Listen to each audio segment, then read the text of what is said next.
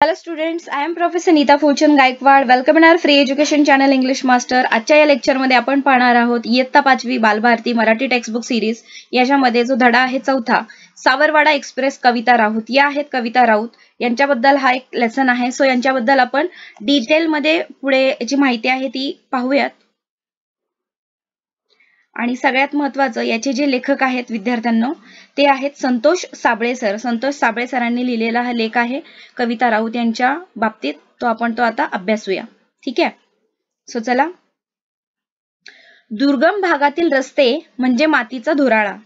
पाण्यासाठी वणवण करणे हा रोजचा दिवस. अशा प्रतिकूल परिस्थितीत कुरकुर न करता हार न मानता जीवन जगणे म्हणजे एक दिव्यच. अशा खेड्यापाड्यांमध्ये गुणवत्ता असते पण ती शोधावी लागते. आपण जे म्हणतो की असं नाही की फक्त सिटीमध्ये सगळ्या सुखसुविधा मिळाल्यानंतरच मुलं काहीतरी आयुष्यामध्ये करू शकतात. खेडेगावांमध्ये अशी मुलं आहेत, बरीचशी मुलं आहेत की जी खूप कष्ट करून खूप हाल अपेष्टा सहन करून आपल्या ध्येय प्राप्त करण्यासाठी झगडत असतात आणि काहीतरी आयुष्यात बनवून दाखवतात.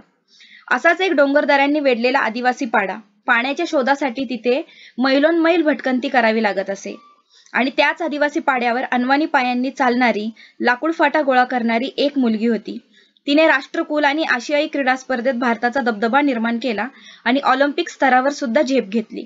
या आंतरराष्ट्रीय धावपटूचे नाव आहे कविता राऊत आणि त्या पाड्याचे नाव आहे सावरपाडा. म्हणजे कविता राऊत या कुठे राहत होत्या तर म्हणजे त्यांचं जे मूळ गाव आहे, जे मूळ ठिकाण आहे ते आहे सावरपाडा. हा पाडा नाशिक जिल्ह्यातील त्र्यंबकेश्वर तालुक्यात आहे आणि कविताचे बालपण निसर्गाच्या सानिध्यात गेले. तिची आजवरची वाटचाल एक दीर्घ साधना बनली आहे. राष्ट्रकुल क्रीडा स्पर्धेत कांस्य आणि आशियाई क्रीडा स्पर्धेत रौप्य व कांस्य अशी पदके कविताने पटकावली.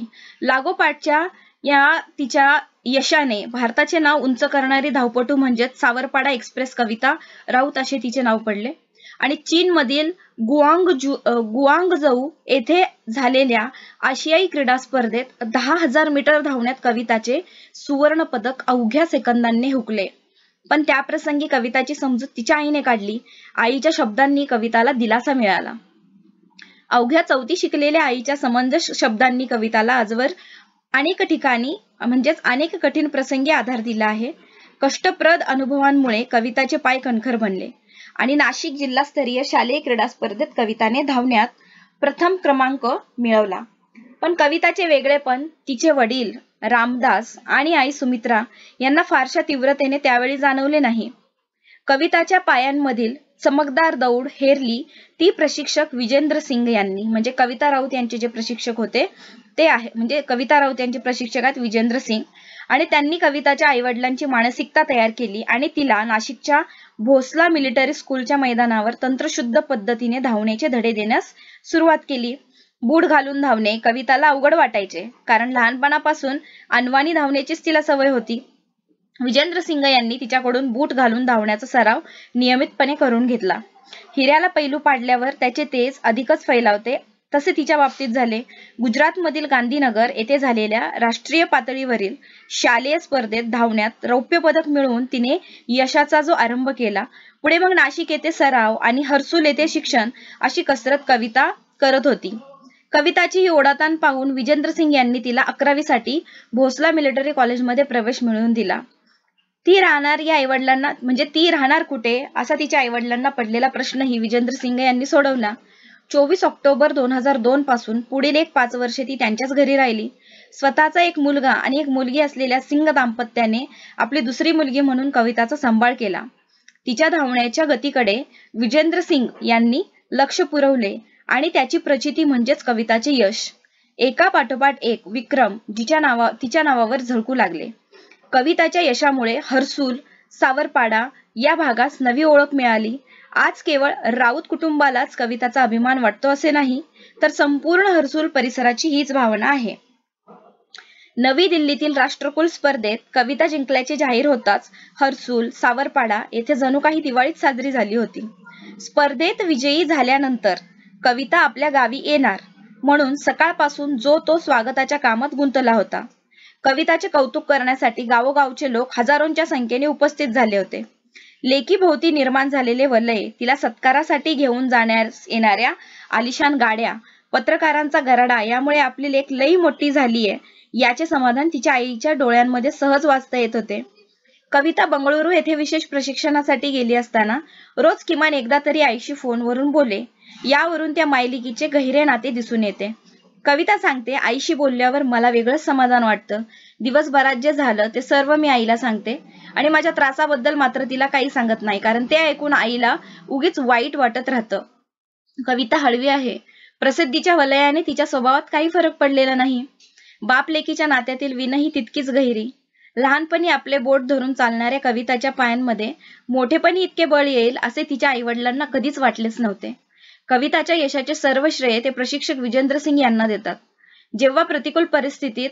जेव्हा कविता प्रतिकूल आर्थिक परिस्थितीशी झगडत होती, तेव्हा तिला आर्थिक मदत मिळावी म्हणून जो भेटेल त्या प्रत्येकास विनंती करण्यास विजेंद्र सिंग यांनी कोणताही कमीपणा वाटू दिला नाही. तेव्हा त्यांना कमीपणा वाटू दिला असता तर कदाचित आज कविता या स्थानांपर्यंत पोहोचू शकली नसती. गेल्या काही वर्षांपासून कविता कुटुंबापासून दूर राहत असली तरी तिने सर्वांचे प्रेम जपले आहे. घरचे सण समारंभ उत्सव यांमध्ये प्रत्यक्ष सहभागी होता येत नसल्याची खंत कविताला वाटते. बंगळुरूच्या क्रीडा केंद्रात कविताला तिच्या आवडीच्या अजून एका गोष्टीपासून दूर राहावे लागते, ती म्हणजे वांग्याची भाजी आणि नागलीची भाकरी. कवितामुळे सावरपाड्याचे नाव आज सर्वदूर पसरले आहे. कविता तिथल्या मुलामुलींसाठी आदर्श ठरली आहे. आज कविता भारतातील अव्वल धावपटू आहे. पी.टी. उषा या धावपटूला ती आपला आदर्श मानते. ती खूप मेहनती आहे. धावण्याचा सराव ती मनापासून करते. आपल्या प्रशिक्षकांनी दिलेल्या छोट्या मोठ्या सूचनांचे कटाक्षाने पालन करते. कविताचे म्हणणे आहे, मेहनत करणे आपल्या हातात असते. मेहनत हाच उद्दिष्टाकडे ध्येयाकडे नेणारा महामार्ग आहे. हा महामार्ग आपल्याला यशाकडे नेतो. आपले जीवन आपणच घडवतो. कोणत्याही खेळाडूसाठी शारीरिक तसेच मानसिक तंदुरुस्ती ही महत्वाची आहे आणि या सरावात कधीच कसूर करत नाही. कविता या सरावात कधीच कसूर करत नाही. कविताचे इतर झगमगाटी गोष्टींकडे लक्षही नसते. खेळाचा सराव चालू असतानाच यशवंतराव चव्हाण महाराष्ट्र मुक्त विद्यापीठामुळे तिच्या शिक्षणातही खंड पडला नाही. कविता ही तिच्या जीवन प्रवासाची नायिका आहे. हा लेख लिहिलेला आहे संतोष साबळे यांनी. या धड्याचे तुमचे लेखक आहेत संतोष साबळे. सो विद्यार्थ्यांनो, मला असं वाटतंय की तुम्हाला हा जो धडा आपण आज पाहिलेला आहे, समजलेला आहे की कविता राऊत यांच्याकडून तुम्हाला शिकण्यासाठी म्हणजे यू विल मोटिवेट, म्हणजे त्या तुम्हाला मोटिवेट करतात की तुम्हीही तुमच्या आयुष्यामध्ये काहीतरी बनू शकता. तुम्हीही धडपड करा. पेरेंट्सला माझी रिक्वेस्ट आहे की तुम्ही तुमच्या मुलांमधले सुप्त गुण आत्तापासूनच पहा, त्यांच्यातल्या सुप्त गुणांना वाव द्या आणि त्यांना लाईफमध्ये काहीतरी बनण्यासाठी सपोर्ट करा. सो चला, लवकरच भेटूया नवीन लेक्चरमध्ये. तोपर्यंत take care of your self, family and friends. Thank you so much and bye.